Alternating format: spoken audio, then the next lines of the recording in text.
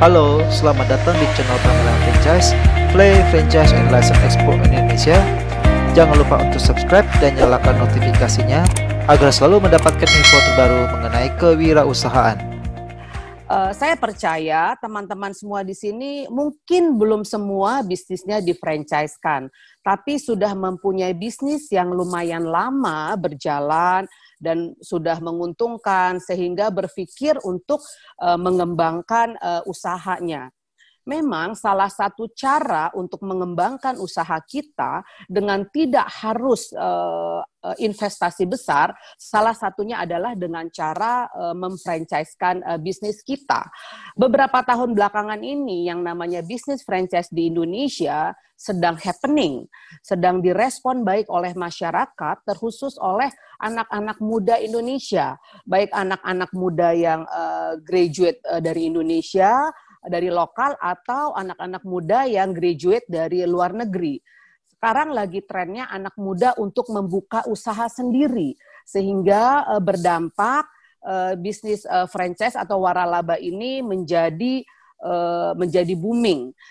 Karena apa ya? Tadi karena diresponi oleh anak-anak muda yang ingin memulai satu usaha dan mereka tidak harus memulainya dari nol. Tapi banyak juga pengusaha-pengusaha lokal yang sudah merasa bahwa siap untuk memfranchise-kan bisnisnya. Karena kita tidak hanya membeli bisnis franchise atau bisnis lokal, tapi bisnis kita sendiri pun dapat kita jadikan menjadi bisnis franchise. Nah, sekarang kita mau membahas bagaimana sih supaya kita bisa mengembangkan bisnis kita dengan sistem franchise.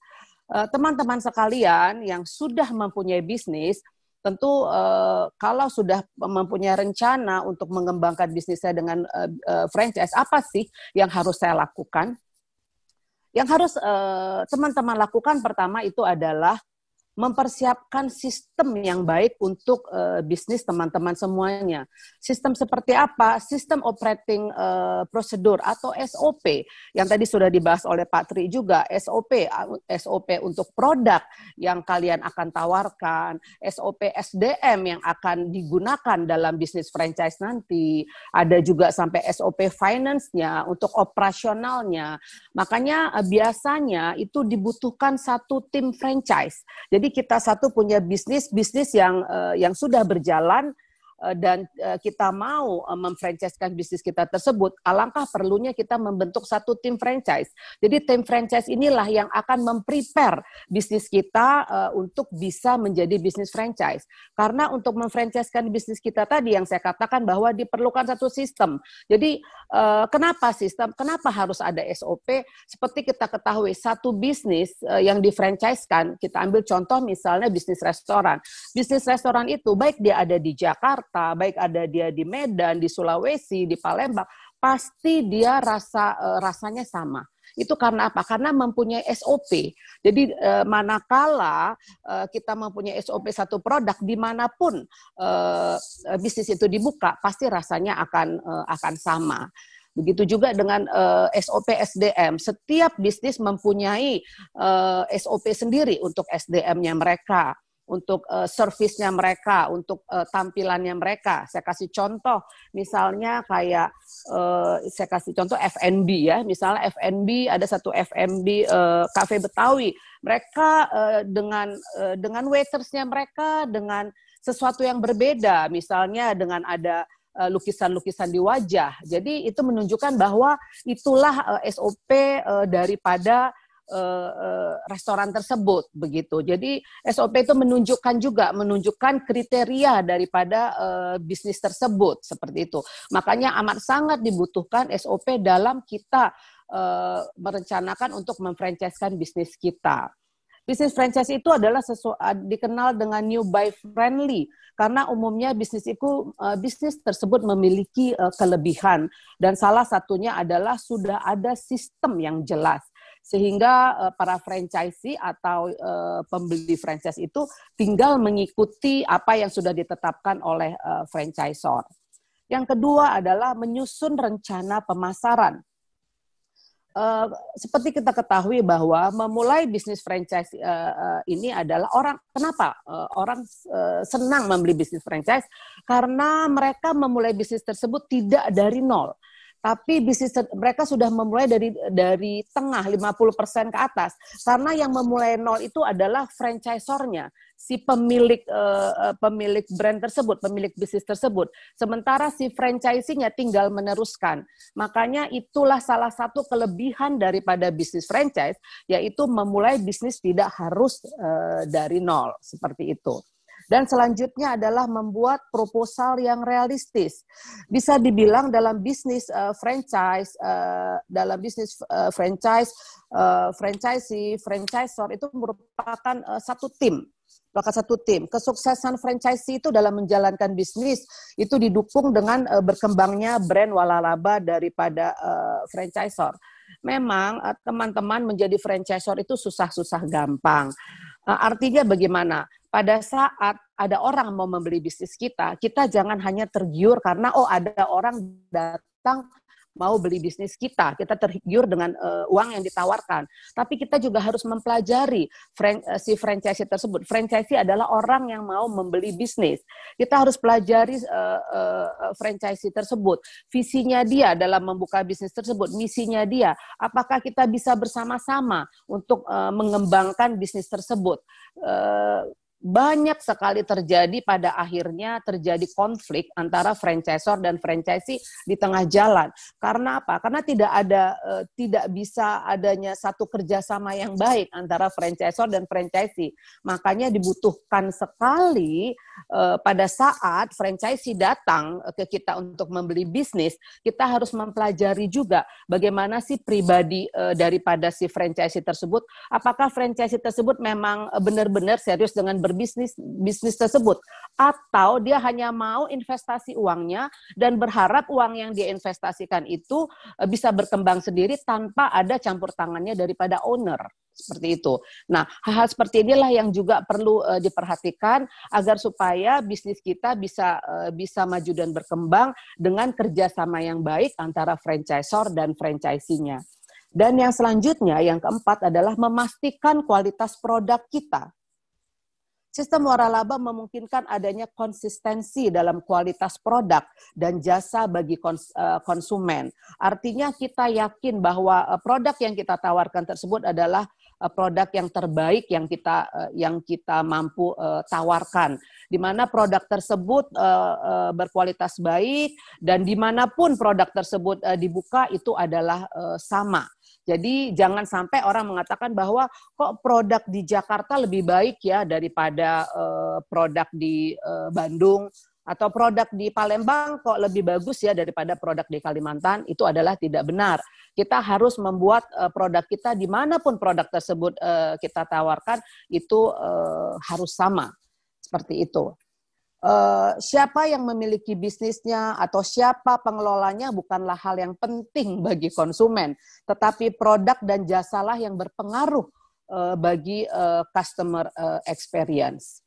Lalu teman-teman semuanya, suatu bisnis itu juga untuk dapat di-franchise-kan juga tidak serta-merta, yaitu ada persyaratan juga yang sudah ditetapkan sehingga bisnis tersebut dapat kita franchise-kan. Seperti salah satunya adalah bisnis tersebut sudah berjalan selama 5 tahun. Kenapa 5 tahun? Karena 5 tahun itu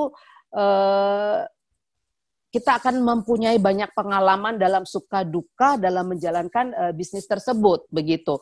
Dan biasanya dalam 5 tahun itu bisnis tersebut sudah balik modal, bahkan sudah menguntungkan. Bagaimana bisnis tersebut belum balik modal atau menguntungkan, terus tiba-tiba kita jual ke orang lain dengan sistem franchise. Sementara kita sendiri belum untung dengan bisnis tersebut. Makanya diberikanlah persyaratan bahwa bisnis tersebut harus berjalan minimal 5 tahun dan sudah menguntungkan. Dan yang selanjutnya adalah mempunyai minimal 3 gerai. Jadi dari 3 gerai itu kita bisa lihat apakah semua gerainya menguntungkan, bagus, atau hanya satu gerai saja yang bagus dan menguntungkan. Dan selanjutnya adalah bisnis tersebut mempunyai ciri khas daripada usaha. Karena yang namanya bisnis franchise itu adalah bisnis kreatif, bisnis inovatif. Artinya dia harus mempunyai ciri khas yang berbeda dengan usaha-usaha yang lainnya, seperti itu. Dan selanjutnya adalah bisnis tersebut mudah diajarkan dan diaplikasi. Dan yang terakhir adalah hak kekayaan intelektual sudah didaftarkan. Nah, teman-teman semuanya, selanjutnya kita mau membahas tentang yang namanya haki. Haki ini memang kadang-kadang suka terlupakan oleh pelaku bisnis. Karena apa? Karena kita terlalu sibuk untuk mengembangkan bisnis kita, terlalu sibuk untuk mengkreasi bisnis kita, sehingga kita sampai lupa yang namanya haki. Apa sih haki tersebut?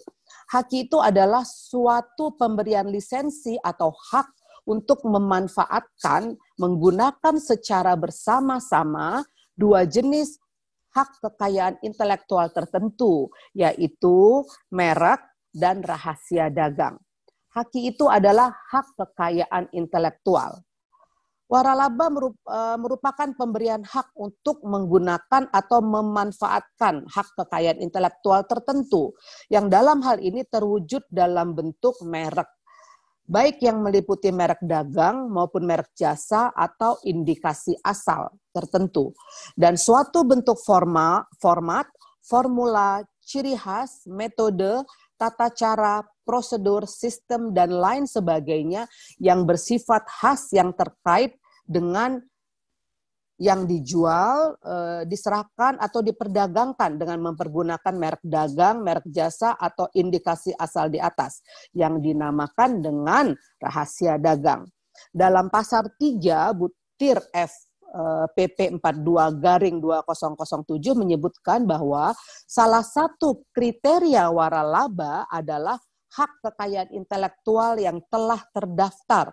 Yang dimaksud dengan hak kekayaan intelektual yang terdaftar tersebut adalah hak kekayaan intelektual yang terkait dengan usaha seperti merek, hak cipta, paten, dan rahasia dagang yang sudah didaftarkan dan mempunyai sertifikat atau sedang dalam proses pendaftaran di instansi yang berwenang. Dari rumusan pengertian dan konsep waralaba di Indonesia di atas dapat diketahui bahwa dalam pemberian waralaba senantiasa terkait pemberian hak untuk menggunakan atau memanfaatkan hak kekayaan intelektual tertentu. Dalam hal ini wujud dan bentuk merek baik yang meliputi merek dagang maupun merek jasa ataupun indikasi asal tertentu dan suatu bentuk format, formula, ciri khas, metode yang tidak dapat dipisahkan dari setiap output atau produk yang dihasilkan dan selanjutnya dijual, diserahkan atau diperdagangkan dengan mempergunakan merek dagang, merek jasa atau indikasi tersebut di atas. Dari kedua jenis hak kekayaan intelektual tersebut selalu dan senantiasa terdapat unsur pembeda antara waralaba yang satu dengan waralaba yang lainnya. Unsur pembeda tersebut terletak dalam sifatnya, bentuknya, dan jenis hak kekayaan intelektual yang diwaralabakan. Dengan demikian, haki merupakan unsur yang sangat penting dalam waralaba. Tanpa ada haki yang terdapat dalam waralaba, maka dapat dikatakan suatu usaha bukanlah waralaba. Oleh karena itu, perlindungan hukum haki dalam perjanjian waralaba menjadi sangat penting dalam mendukung usaha waralaba. Waralaba sebagai subsektor perdagangan memerlukan perlindungan yang memadai. Jadi teman-teman semuanya, apakah usaha teman-teman semuanya sudah didaftarkan di Dirjen Haki untuk melindungi bisnis teman-teman semuanya? Saya sedikit mau sharing tentang yang tadi kita udah bicara tentang bagaimana memfranchise-kan bisnis kita, bagaimana untuk melindungi yang namanya merek daripada bisnis kita, dan jadi kita bisa lebih mengetahui lagi apa yang harus kita lakukan ke depannya supaya bisnis kita ini bisa terjaga dengan baik. Teman-teman, saya 20 tahun lalu sudah melakukan usaha yang namanya bisnis. Saya memulai bisnis franchise adalah memulai dari bisnis F&B. Tadinya saya adalah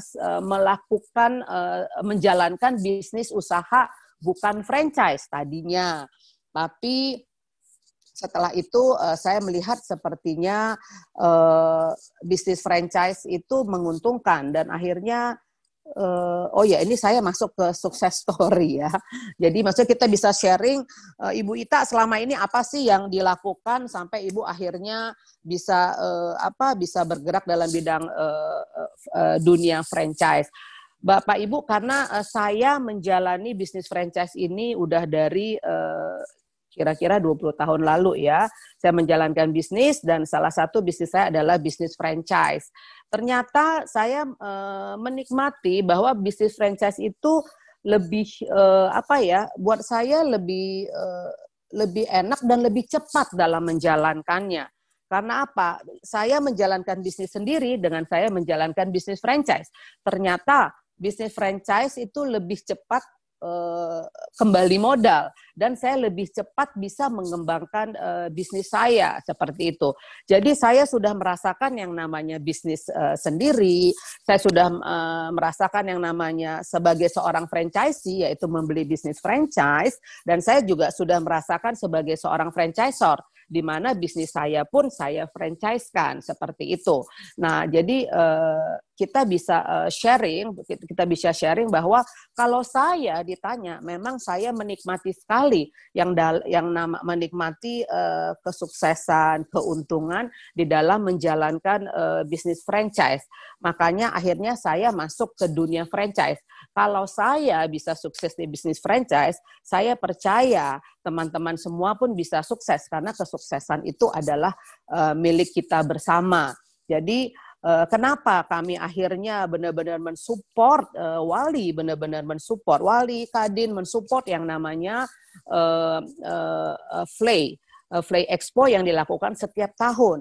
Karena di dalam Flay tersebut itu ditawarkan teman-teman berbagai macam bisnis franchise. Ataupun kalau teman-teman mau mempromosikan bisnis teman-teman yang di-franchise-kan, bisa juga mempromosikan dan menawarkannya melalui pameran franchise expo yang dilakukan oleh REIT Panorama, seperti itu. Nah, di Flay Expo ini, di situ kita akan bertemu antara franchisor dan franchisee, akan bertemu dengan semua pelaku usaha yang ingin membeli franchise, yang shopping franchise, seperti itu. Biasanya yang hadir di situ semua teman-teman dari seluruh Indonesia, dari daerah-daerah, karena kita akan mengundang teman-teman tersebut untuk hadir dalam Flay tersebut, sehingga kita akan bertemu dengan semua teman-teman. Dan Flay tersebut juga bukan cuma diikuti oleh para pelaku usaha lokal, tapi juga dari mancanegara. Jadi di situ kita bisa lihat berbagai macam yang namanya bisnis franchise, dan kita pun bisa belajar untuk bagaimana sih menjalankan bisnis franchise atau bagaimana sih untuk menjadi seorang franchisor seperti itu. Jadi kalau ditanya saya benar-benar menikmati yang namanya bisnis franchise, dan akhirnya sampai dengan saat ini mayoritas bisnis saya adalah bisnis franchise karena saya pikir bisnis itu cepat untuk mengembalikan modal dan cepat menguntungkan. Tapi bukan berarti segampang itu. Keterlibatan daripada owner itu juga amat sangat dibutuhkan. Kreativitas, inovatif, itu kita harus tetap lihat. Kita harus melihat tren pasar sedang kemana ini, supaya kita tidak ketinggalan dengan tren yang sedang berlaku pada saat ini. Terus kan dikatakan bisnis franchise merupakan bisnis yang menjanjikan, tadi seperti yang saya katakan. Ya, bisnis franchise itu bisnis yang menjanjikan. Kenapa? Karena memulai bisnis franchise itu tidak mulai dari nol, karena bisnis itu sudah dijalankan terlebih dahulu oleh franchisor, sehingga yang mau membeli bisnis tersebut tinggal meneruskannya lagi. Jadi seperti yang kita ketahui sekarang begitu banyak, tadi ada contoh Alfamart, ya, ada contoh Pizza Hut, ada McD, KFC, dan segalanya, sepertinya semua orang udah tahu. Jadi manakala kita menjalankan bisnis yang brandnya sudah diketahui oleh masyarakat, itu lebih mudah buat kita untuk menjalankan dan mengembangkan bisnis kita, seperti itu. Dan kalau kita, kenapa dikatakan juga menjanjikan? Menjanjikan selanjutnya adalah kita didukung oleh pelatihan dan dukungan full support dari franchisornya. Jadi begitu kita membeli bisnis franchise tersebut, kita nih masih blank nih, masih belum tahu apa-apa. Kita akan ditrain oleh franchisor. Kita akan dikasih pelatihan baik ownernya maupun para karyawan kita, seperti itu. Sehingga kita nggak merasa sendirian karena kita disupport full oleh si franchisor tersebut, begitu.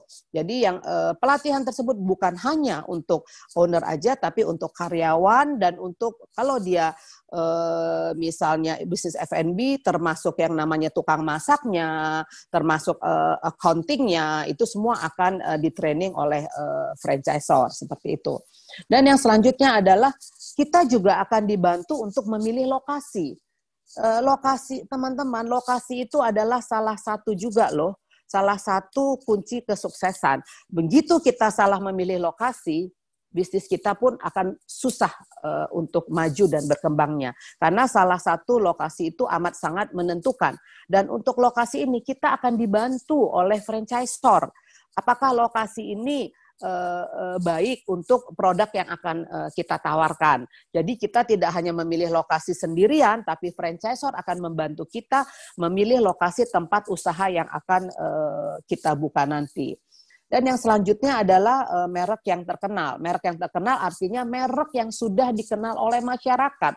Adalah lebih gampang buat kita menawarkan usaha yang mereknya sudah dikenal oleh masyarakat. Jadi kita nggak harus berusaha lagi untuk memperkenalkan ke masyarakat, ini loh produk saya. Saya kasih contoh misalnya, ini produk spa saya, begitu ya. Tapi kan begitu banyak spa di Indonesia ini. Apa kelebihan spa tersebut? Nah, pasti dia kan mempunyai ciri khas tersendiri, mempunyai kelebihan tersendiri yang berbeda mungkin dengan spa lainnya. Atau misalnya bisnis pendidikan. Apa kelebihan bisnis pendidikan kita dibandingkan orang lain? Tapi kalau mereknya sudah dikenal oleh masyarakat, jadi alangkah lebih gampangnya kita untuk menawarkan bisnis tersebut kepada masyarakat. Yang selanjutnya adalah pembelian dalam jumlah besar. Pembelian dalam jumlah besar begini. Kalau kita menjalankan bisnis kita sendiri, saya kasih contoh misalnya bisnis F&B. Kita pasti membeli bahan-bahannya, misalkan nggak terlalu banyak, hanya sesuai dengan jumlah gerai kita aja. Tapi kalau kita mengambil franchise, biasanya si franchisor akan membeli produk dalam jumlah besar. Karena apa? Karena gerainya banyak, seperti itu. Dan apapun yang dibeli dalam jumlah besar, pasti harganya lebih murah dibandingkan membelinya dalam jumlah yang kecil, seperti itu. Lalu selanjutnya adalah yang keenam adalah biaya pemasaran. Bisnis itu butuh promosi. Ya, butuh promosi untuk sekalipun masyarakat sudah tahu, tapi kita perlu untuk nge-rewind kepada masyarakat. Khususnya kita perlu untuk menawarkan ke masyarakat apabila kita punya produk yang baru atau kita punya paket-paket yang baru. Nah, itu butuh promosi. Nah, biasanya promosinya itu sudah disiapkan oleh franchisor atau dari pusat. Dan selanjutnya adalah dukungan dari rekan franchisee. Nah, kalau kita sesama franchisee, biasanya kita bisa saling sharing, kita bisa saling support, sehingga bagaimana bisnis kamu di lokasi sana dan di lokasi sini. Dan itu kita bisa saling support untuk memajukan bisnis kita. Oke, teman-teman, saya berharap apa yang saya sharingkan pada sore hari ini bisa bermanfaat bagi teman-teman semuanya. Kalau kita para pelaku bisnis franchise yang udah duluan, kami berharap teman-teman pun bisa mengikuti dan kita bersama-sama untuk memajukan bisnis franchise di Indonesia.